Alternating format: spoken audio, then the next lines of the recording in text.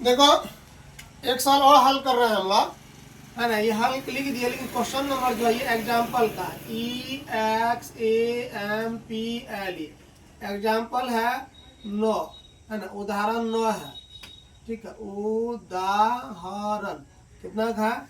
9 का है। ये NCERT बुक का, NCERT बुक का है, क्लास 10th का, ठीक है। क्लास 10th का है, जिसको हम लोग सरकारी बुक बोलते हैं। वही सवाल सरकारी बुक को, NCERT को या BTC को, ठीक है।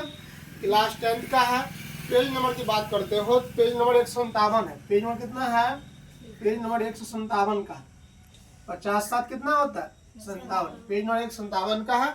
उदाहरण 9 का सवाल। हम सवाल नहीं लिखे हैं, इसलिए हम इतना चीज लिख दिए ताकि आप लोग ढूंढने में आसान हो। पेज नंबर 157 का है ना। क्लास 10th का है और NCERT बुक का सवाल है, मैथ का है। NCERT बुक है और मैथ है।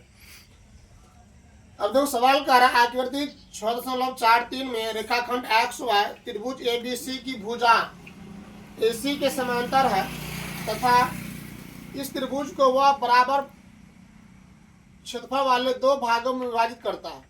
अनुपात AX और AB ज्ञात कीजिए। समझो बढ़िया से बाबू। एक त्रिभुज है ABC, फिर कह रहा है AC के समांतर, AC है ना, ये AC के समांतर एक रेखा है XY तथा इस त्रिभुज को वह बराबर क्षेत्रफल वाले दो भाग मारता है। ये बराबर क्षेत्रफल वाले दो भाग मारता है, तो हम लोग को AX बटा AB निकालना, AX बटा AB निकालना हम लोगों को। तो हल कर रहे हैं, लिखिए XY समांतर AC। XY जो है AC का समांतर है, ये दिया हुआ है बुक में। फिर BXY, देखो समांतर तो BXY ये कौन और ये कौन जो होगा यह बराबर होगा।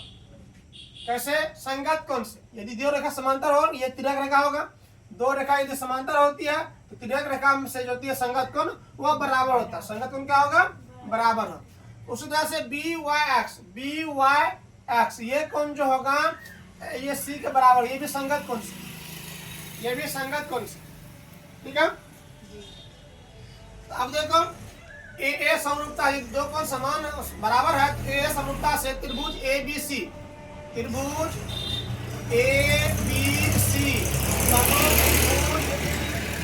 XBY, तो दोनों त्रिभुज क्या होगा? समरूप। कौन कौन त्रिभुज? ABC, ध्यान देना ABC त्रिभुज जो होगा XBY ये दोनों त्रिभुज क्या होगा? समरूप होगा। तो जानते हैं हम लोग ये जो त्रिभुज समरूप होता है उनके क्षेत्रफल का अनुपात जो होगा संगत भुजाओं के क्षेत्रफल का अनुपात क्या वर्ग के बराबर होता है। अभी तुरंत हम लोग पढ़े थे परिमेय 6.6 में, क्या पढ़े थे? दो समरूप त्रिभुजों के क्षेत्रफल का अनुपात इनकी संगत भुजाओं के अनुपात के वर्ग के बराबर होता है। दो समरूप त्रिभुजों के क्षेत्रफल का अनुपात जो होगा इनकी संगत भुजाओं के अनुपात के वर्ग के बराबर होगा। तो इसको समीकरण 1 मान लिए। दिया हुआ है एरिया त्रिभुज ABC का क्षेत्रफल, इसको मतलब एरिया ऑफ ट्रायंगल ABC, क्या बोलेंगे इसको? एरिया ऑफ ट्रायंगल ABC बराबर 2 into area of triangle XYB। ये दिया हुआ है, दो समान भाग मारता है, यानी बड़का त्रिभुज जो है इसके बराबर जो होगा ये XY, इसका दुगुना, इस XY का दुगुना होगा। ये ABC का क्षेत्रफल जो होगा वो XBY का क्षेत्रफल का दुगुना होगा। अब हम लोग क्या कि एरिया ऑफ ट्रायंगल ABC बटा एरिया ऑफ ट्रायंगल XYB जो है इसको यहाँ लिख लिए। हिंदी बोलेंगे तो त्रिभुज ABC का क्षेत्रफल और त्रिभुज XBY का क्षेत्रफल, ये यहाँ आ गया, दो बचा, बटा में कर दिया, समीकरण 2 हो गया।